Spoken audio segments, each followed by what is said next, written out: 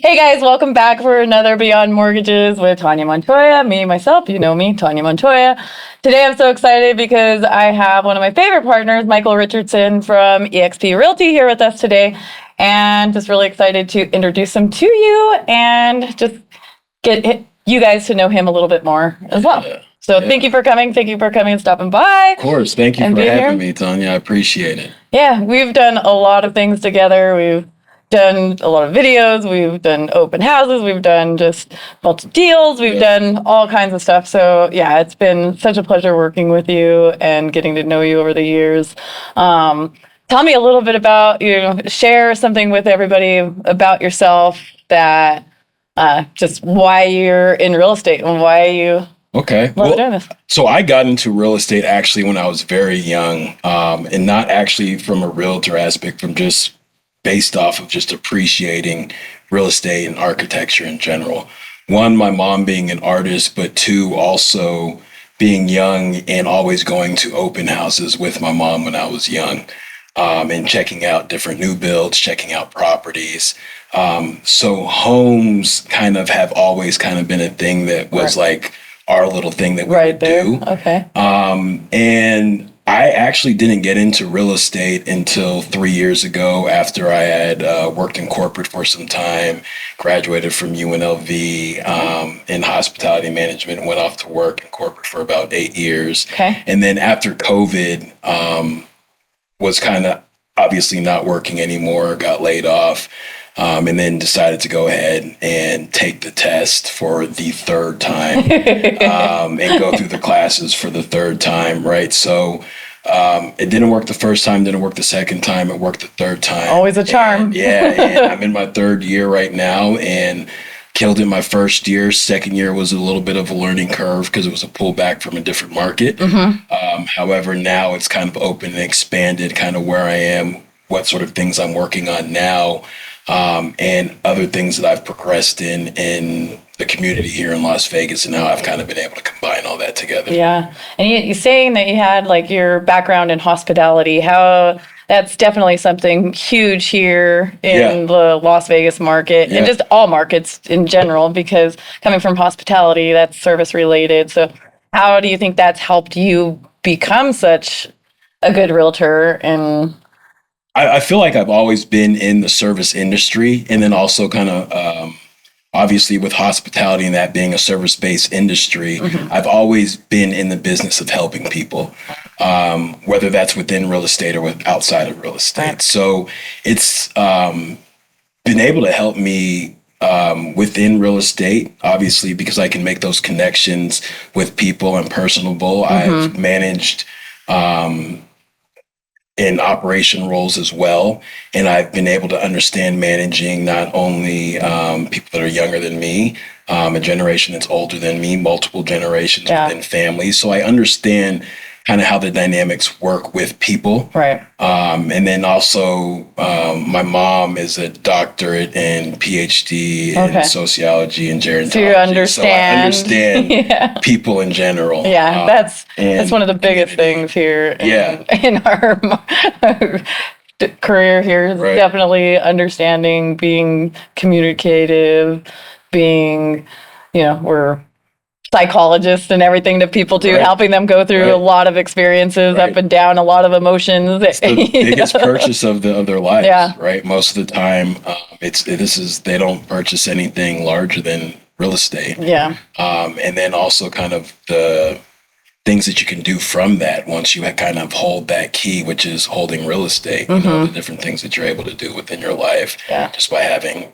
real estate property. So it's definitely been a journey, but it's a journey that I wouldn't trade anything in for. So it's been great. That's great. I love it. Yeah, I love seeing how you've come from when we first met to here you are today, seeing some of the different programs that you worked with. That's one of the things that was one of your specialties, was helping people who weren't ready to buy yet, but got them into a program where they rented to buy that house. Tell me a little bit about that program. The program was a rent-to-own program, but first and foremost, with selecting the right brokerage, I was able to kind of figure out what I needed to focus on. And my broker at the time, Brian, it was more so focus and master one thing before you move on to another thing. A lot of times when realtors, especially new realtors, come into the game, they want to do everything. They want to do open houses. They want to go out there, door knock. They want to call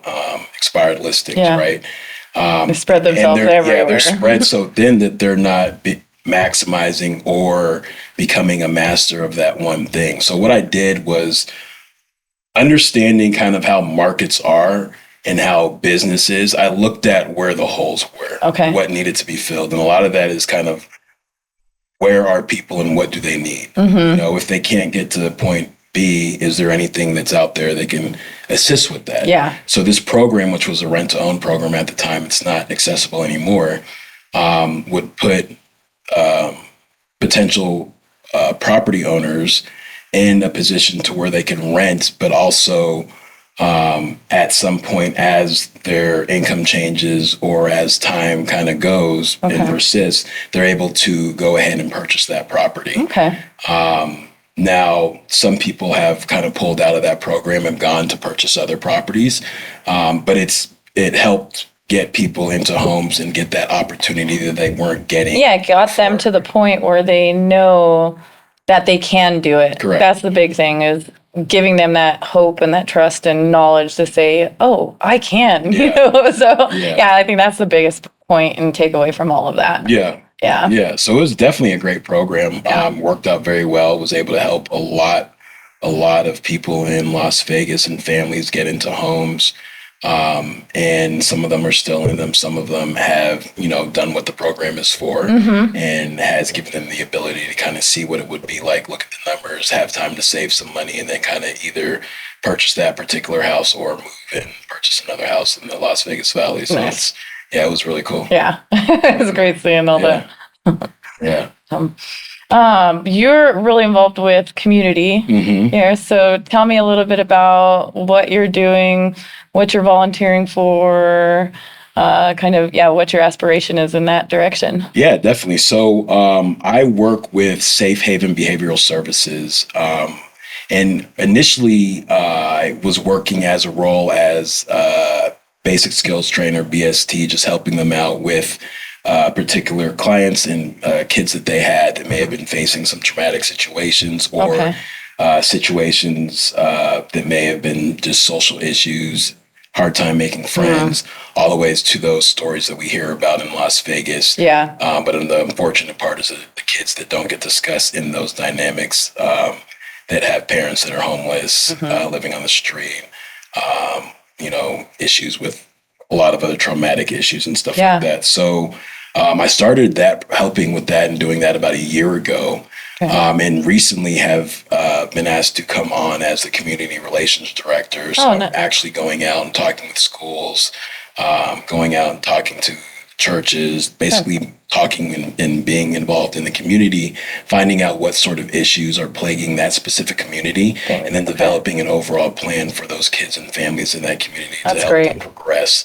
And also one of the things that I've started with Michael Richardson Real Estate and LLC, as well as with Safe Haven, is a shoe drive for students in Las Vegas. So what we're doing, it's called Mission 500. We're working on collecting 500 pairs of shoes for 500 students to help students in underserved communities that don't have the funds, finances, or parents don't have the wherewithal to get shoes or things that we think are simple. So important, like one of my experiences, in the past when we did involvement with the schools where we'd go out and we'd sponsor a whole grade or something, when we go and do that, we'd go and deliver it there at Christmas right before they'd go on Christmas break. And there was one child that just really touched my heart. I'll never forget him. He was so excited. He got this bag full of stuff, had toys in it, had jackets, when he came to the shoes and socks, he was like so ecstatic. It lit up so much.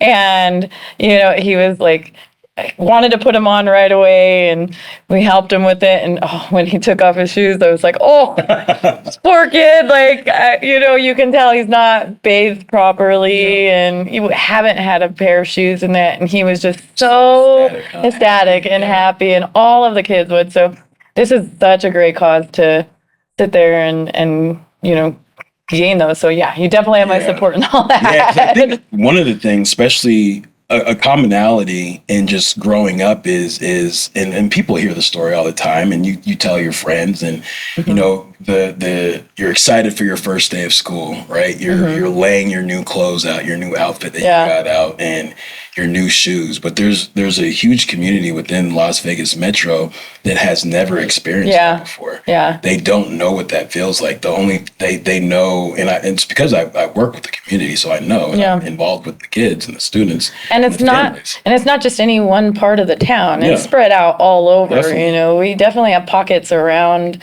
the whole valley here. Definitely. That gotta help a lot of kids. So that's really awesome that you're doing it. Yeah, and so we started it last week. So we're about a little over a week in, and we've already got our first 100 pairs of shoes. Excellent. Which is awesome.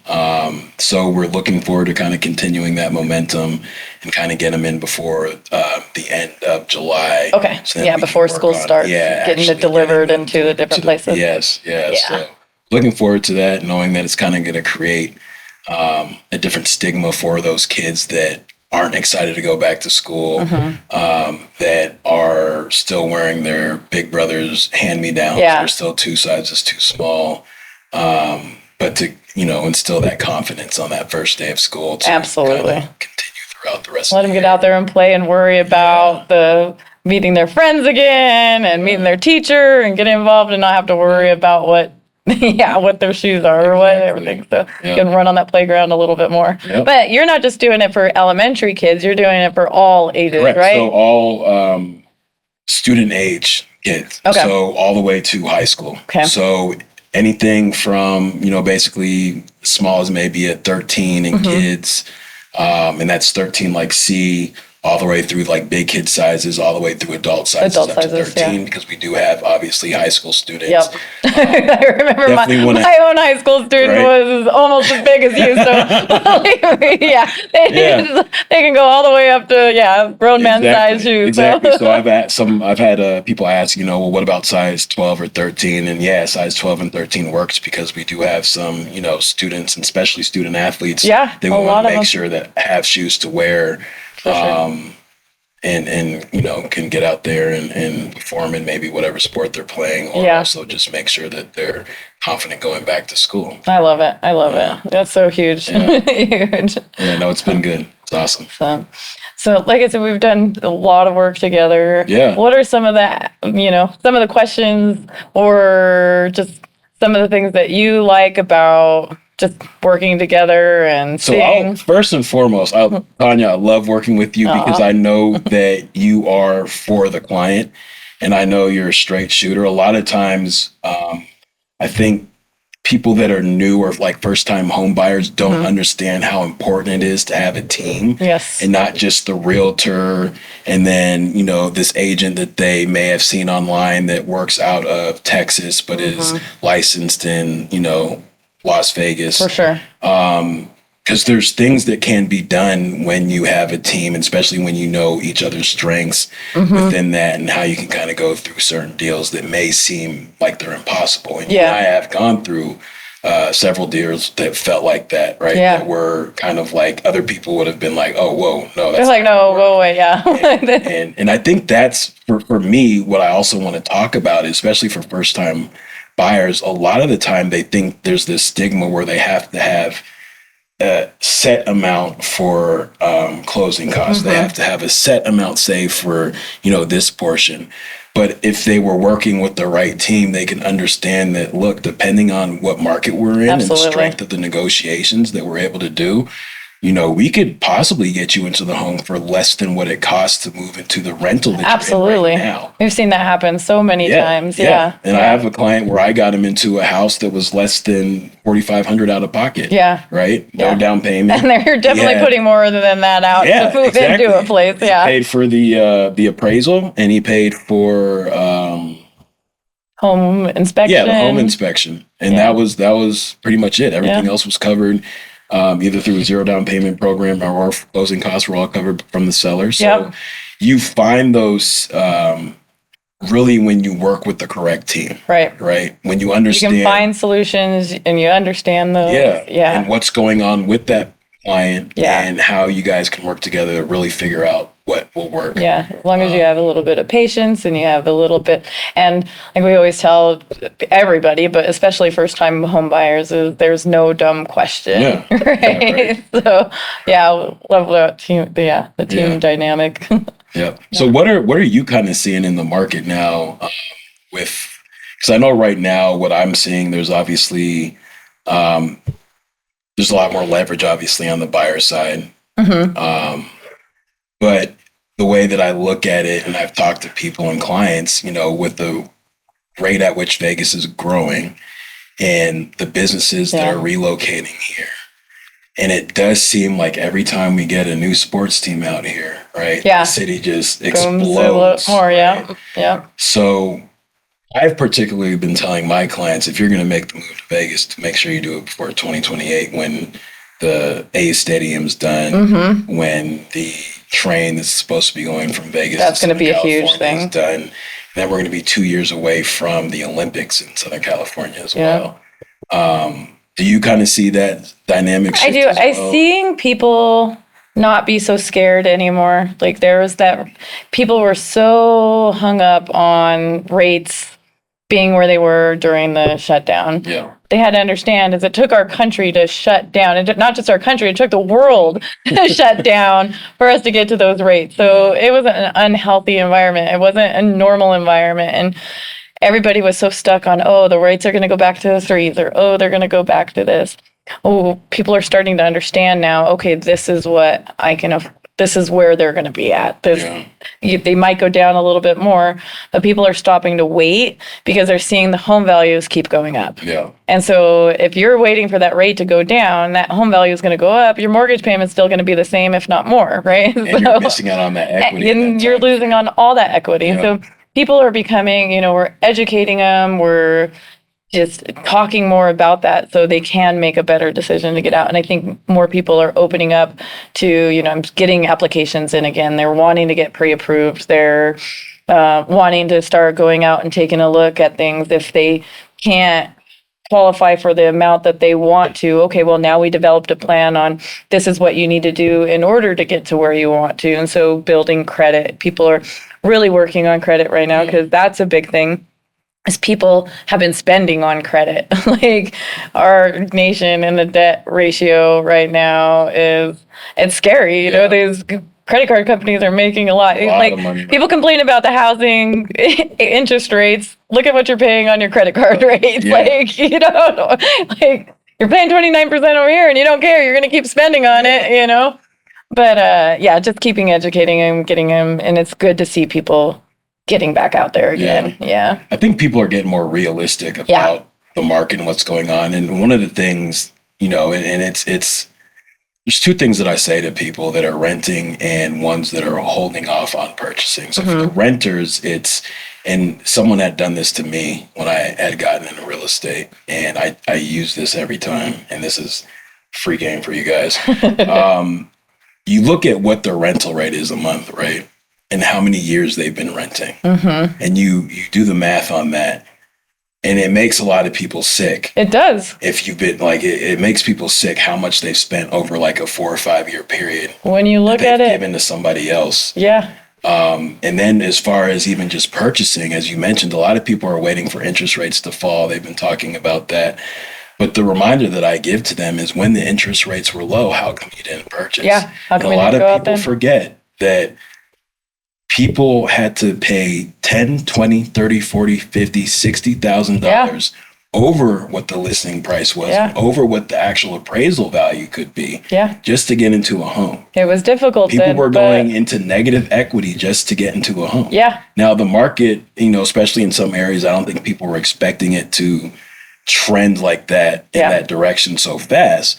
But still. Well, it had to. I mean, once you start doing the appraisals and you see these purchase prices and the more they came up, it skewed the market for a little bit. And we did see a little bit of a drop. But still, it's just people don't have an extra 10, 20, 30, 40, 50 on top of closing costs and on top of down payment. So don't wait to get into that position again. Don't wait for that super low interest that you think you're waiting on, because it may not look as pretty as you think it did, which is another reason why absolutely a majority of people didn't make the move when they did, because they didn't have it at the time. So those are like the two things that I talk to people about. That's good. If you're renting, and then too, like if you're spending $2,500 in the valley, you can get into a home and spend that on a mortgage. You can. That's literally, Yeah. There's certain situations, I recently spoke with somebody that qualifies for a home, but wasn't ready to take on all the responsibilities of everything. They absolutely love being able to call their landlord and say, hey, my water heater just went out, or hey, I need to have this replaced, or just anything. So, I mean, again, the motivation and just understanding that, and it's okay. Not everybody has to buy a home, and you can still help them find a perfect rental and stuff. So, and that's why that program, that rent to own program was very, it was a great program for people, because it almost allowed them to test drive a home that they that's could a good purchase. Description for it. Or test drive an area, like if their child was zoned and they wanted them to be in a specific school, they could test that area through the rent to own program, test the house. If they like the house, buy it year 1, year 3, year 5. Or if they didn't, they could relocate and buy something in the area if they like homes in the area, or go somewhere else in Vegas Valley. Yeah, so. that was a good test drive the home. Right. I like that one. That was another little pitch thing. Well, the other thing that I was seeing going back to is like we used to talk about 2-1 buy downs. That was very helpful for people too, and getting into it. And I know a lot of people at that time, it helped for year 1, year 2. And unfortunately, we're seeing rates are still where they were when we were doing it to help get it. So it's still a great option to do to help people because of where rates are. But, people should just not worry about rates and let us help you figure it out, and we'll do good. Because the good thing is that when the rates do drop, then you're already in a property, and you already have a mortgage. That's a great time to You're going to be happy with it. So, and you might be able to get rid of any mortgage insurance or anything like that at that time too. So. Exactly. Yeah. That's cool. Yeah. So what brought you out to Las Vegas? Because I know you also have you worked in hospitality as well. We did. I'd love to hear your story. Yeah, a little bit of my background. I don't ever really get anybody asked me that, so other than off the side. So thank you. I came out in 2005, unexpectedly. Came out here, moved out here about 6 months. Let's see, Wyatt was only two weeks when we came out here, 2 weeks old. About 6 months old, I went to work for the Tropicana. Started there in the Players Club, worked there, held multiple positions, mainly table games, player development.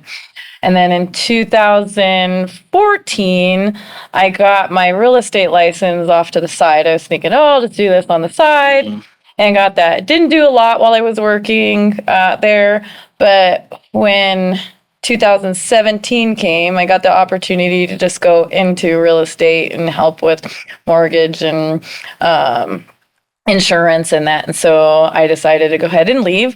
And that started me into the mortgage side of the world, and really love the mortgage side. I started, working with people, came here, I met Bill and Patrick, and we just hit it off, and it was a great team to be on. So I've been with them ever since. So I got here in 2018, and just love the dynamic of our office and love being able to work with people. And I always tell people, it was great. I loved working in the casino industry. Loved being there, customer service, being around people. seeing people just have so much fun while they're coming on their vacations. But now, we used to take money you take more money for the casinos, and now I get to give people money. So, so a little bit different. Yeah. It was so nice coming into this side of it and seeing. I remember when I bought my house in 2010, I was a single mom. I had 3 boys.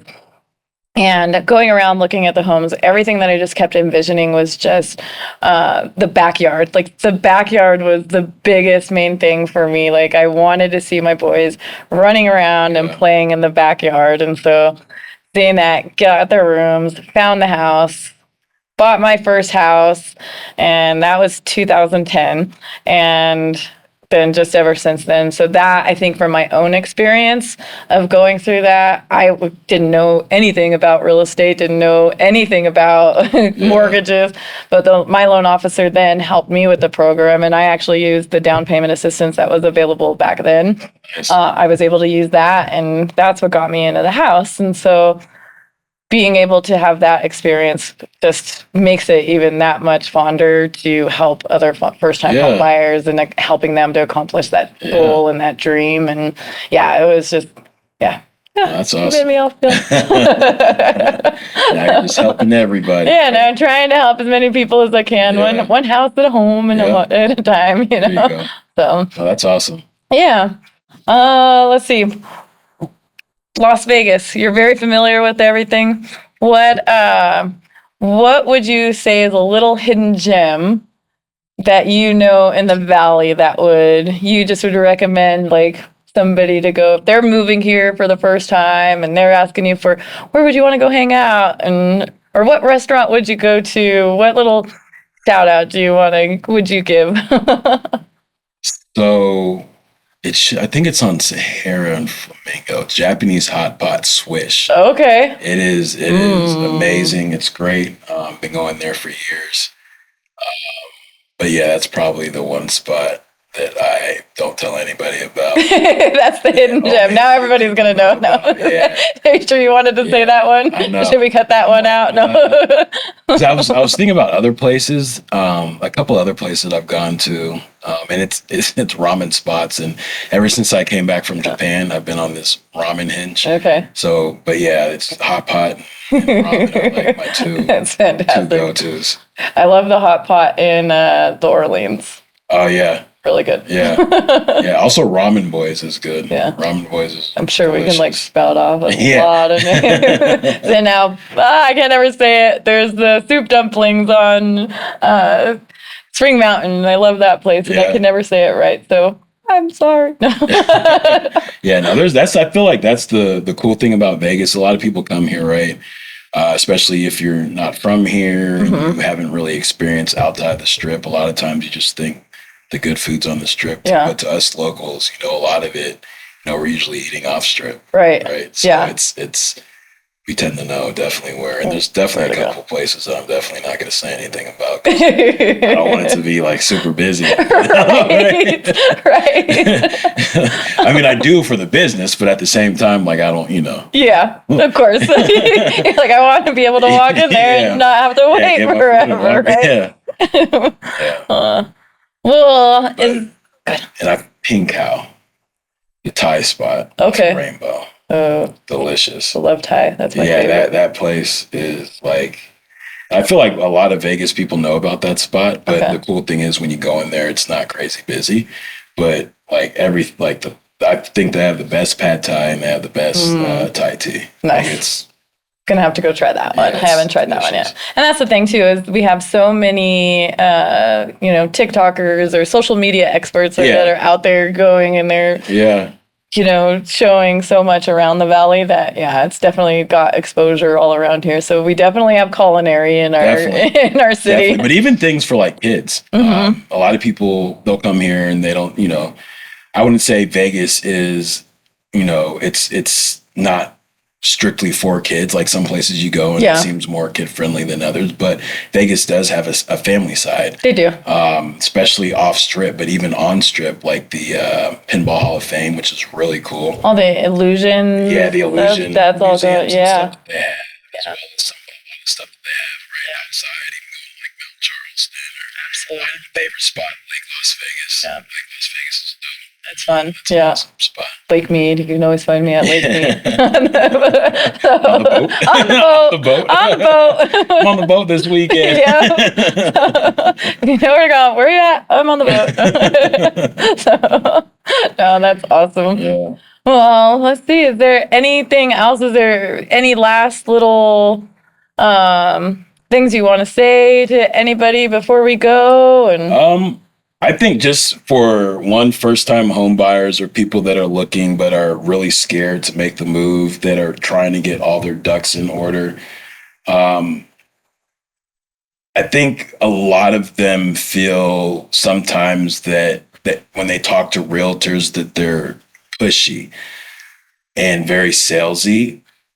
The conversation that you should really have with the realtor is finding out who they should speak to in terms of mortgage and what their specific dynamic story is, and if there's anything that could, any programs or anything that would work best for them, because Right. everybody's situation is different. Absolutely. Right? We faced a lot of different situations. Yeah, absolutely. And there's generally and usually always a solution for somebody's situation. Mm-hmm. So a lot of people sometimes feel like they aren't in the position to purchase a house because they have a job where they only receive tips, or they have,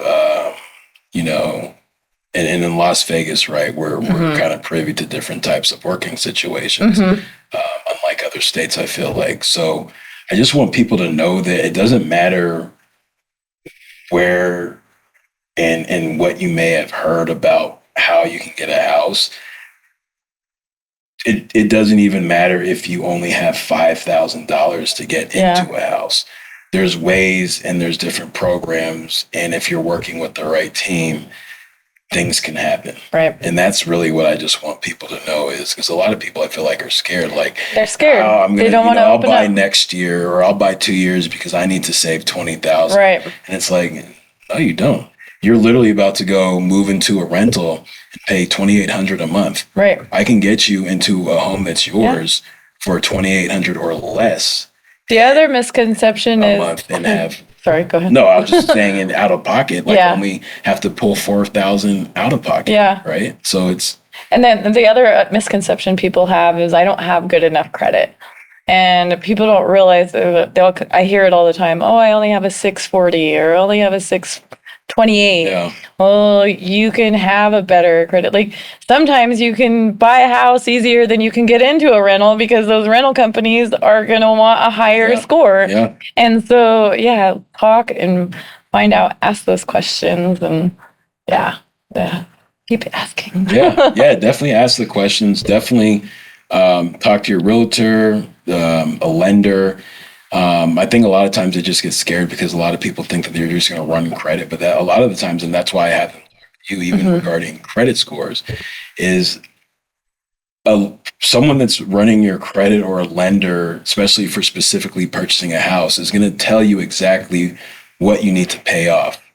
Because what I've told my clients, and what is true, is that you don't want to pay off the wrong thing, Right. and not have it reflect and impact your credit score the way you think it's Very important to know which ones versus you what want. it is going to. Yeah. Yeah. So it's getting, even if you're looking at purchasing a year or two down the road, don't try and fix your credit score yourself.